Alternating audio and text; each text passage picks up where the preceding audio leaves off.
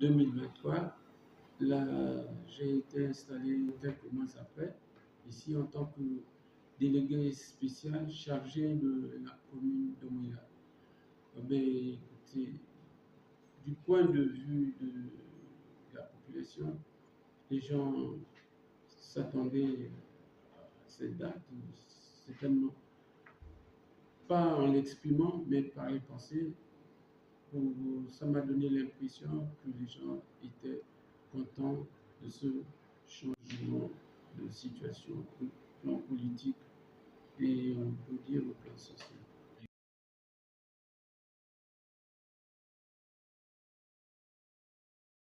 Oui, les gens étaient contents puisque à mon installation, je ne m'y attendais pas.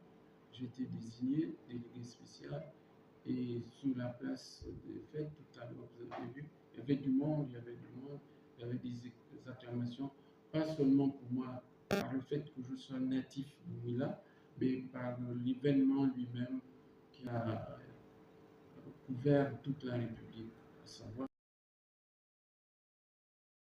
Oui, alors merci. Premier pilote de la ville de Mila, certainement de la province également, et je suis le quatrième pilote du Gabon. Ah, le bilan, je peux le citer. Et quand je suis arrivé, il n'y avait pas suffisamment de moyens pour rendre la ville aussi propre que nécessaire. Les efforts ont été faits. On avait un camion pour ramasser les poubelles, un seul camion qui était souvent en panne. Toutefois, par le hors-budget qu'a consenti le CTRI, il faut l'appeler comme ça, nous avons pu acheter 2 camions, une tractopelle, et nous avons été dotés de 2 camions de voirie modernes, neufs, qui nous aident. Et aujourd'hui, les ordures ne sont plus un danger immédiat de la population. Les efforts sont produits pour que la ville soit relativement propre par rapport aux ordures ménagères et autres. Donc il y a eu un changement. C'est le constat effectivement fait. C'est l'un des contrats, oui, de constatation qu'on peut faire par rapport à votre question. Maintenant, il y a autre chose qui a été fait quand même. Je peux citer les écoles. Nous sommes arrivés en période scolaire et les chefs de quartier ont été pris en compte. Ce sont les auxiliaires de l'administration sont venus me voir et voir le collège des délégués spéciaux pour exprimer leurs besoins quant aux écoles. Les écoles étaient loin de quartiers, reculées, et certainement que les classes étaient surchargées. Et puisque nous avions des possibilités par le hors-budget, et nous avons donc décidé avec le collège de construire des écoles dans les quartiers les plus reculés des centres administratifs. Alors je vais citer une école à Bavanga, au 2e arrondissement, qui a 10 classes, et puis tout l'aspect administratif, les bureaux administratifs et la villa du directeur d'école. Il y a une école, je disais, au 2e arrondissement, une école au 1er arrondissement. Au 2e, le quartier c'est Bavanga. Au 1er, le quartier c'est Motoboko. Voilà. Ensuite, nous avons constaté qu'il y avait une seule décharge pour les 2 arrondissements, ce qui n'était pas tout à fait normal parce que les arrondissements sont séparés par un pont unique. Imaginez qu'il y ait grève et que les gens bloquent le pont, eh bien, il n'y aura pas de mouvement de vidange, de débarrasser la ville des déchets. Donc, nous avons pensé que chaque arrondissement devait avoir sa décharge. On a établi ces plans. La même chose pour les cimetières. Il y a le cimetière municipal du 1er arrondissement, il est plein, obsolète, de même qu'au 2e arrondissement. Donc, nous avons trouvé des sites pour placer, choisir des lieux d'enterrement avec l'aide du cadastre et puis de l'environnement. Ici, il y a une représentation de l'environnement. Et nous avons projeté de construire donc ces cimetières et ces décharges. Tous les dossiers de projet passent par le ministère, du moins passé par le ministère de l'économie via le service des marchés publics.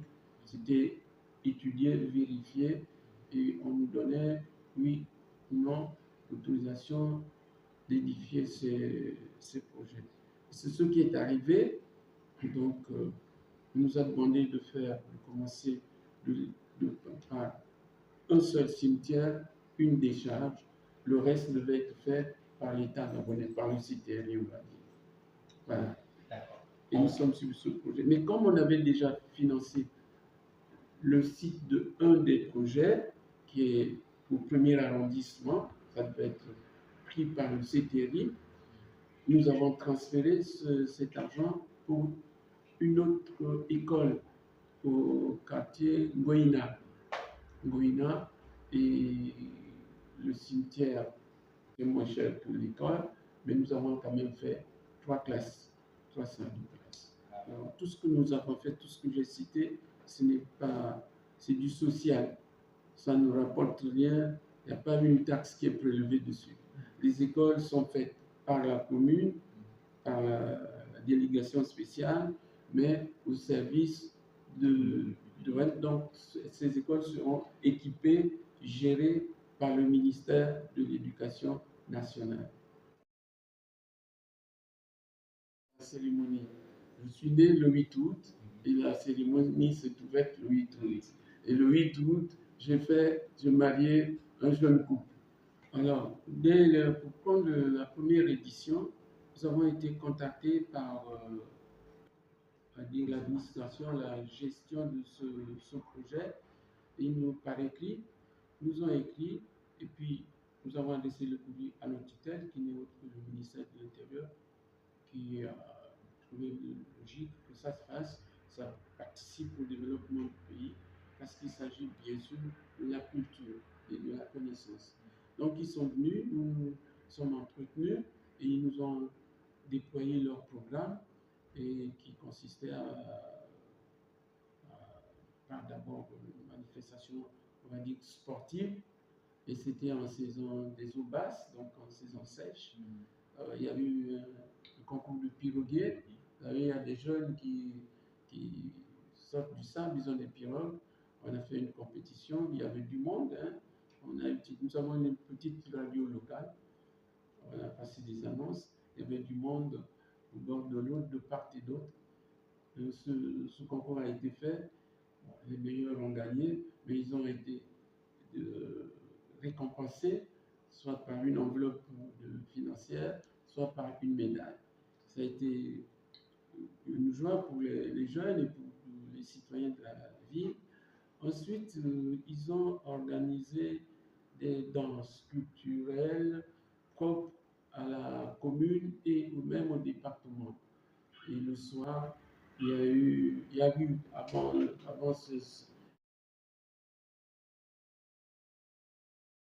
ces danses, si je m'en souviens bien, il y a eu des personnalités qui sont venues de part et d'autre de notre sous-région pour parler de l'Afrique, voilà,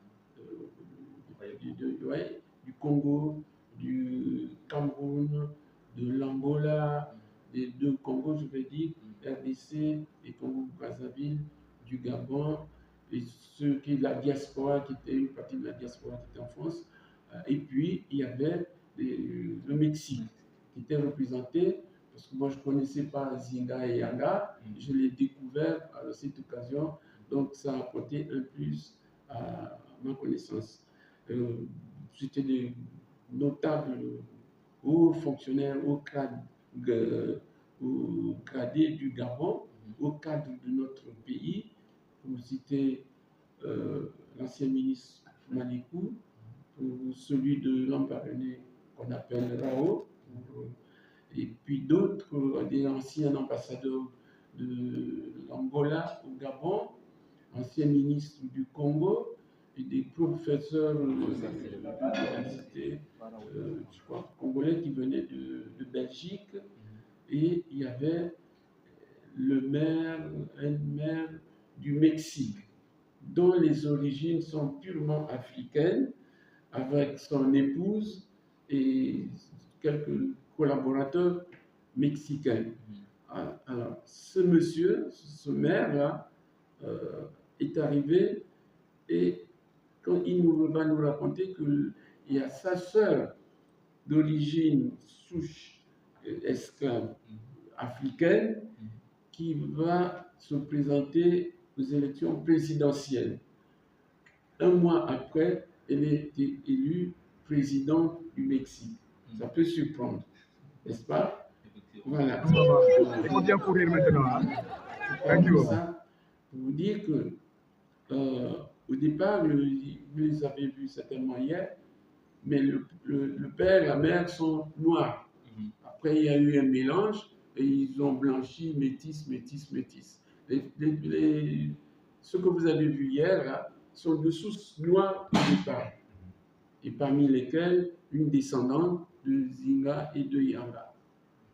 Voilà. Donc c'était un moment de culture important. Il y avait de grands professeurs d'université qui ont animé et la salle était pleine. Pour nous, c'est un plus. C'est un plus parce que ça s'est fait à Mouila et ça a attiré beaucoup de personnalités, beaucoup de hauts cadres de notre pays. Et c'est un plus pour la commune de Mouila. Une grande vitrine. Et vous savez, il y a même un projet de la construction d'un musée. Alors, ils nous ont écrit, ils nous ont présenté ce plan de musée et notre devoir, c'était de nous approcher du service de cadastre de la localité qui nous cherche des sites disponibles et nous allons les leur soumettre. Ils vont certainement regarder, apprécier et choisir.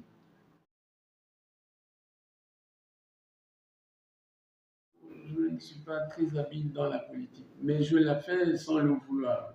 Et moi, je suis CTRI, donc il me faut l'autorisation de l'autorité qui m'a désigné ici.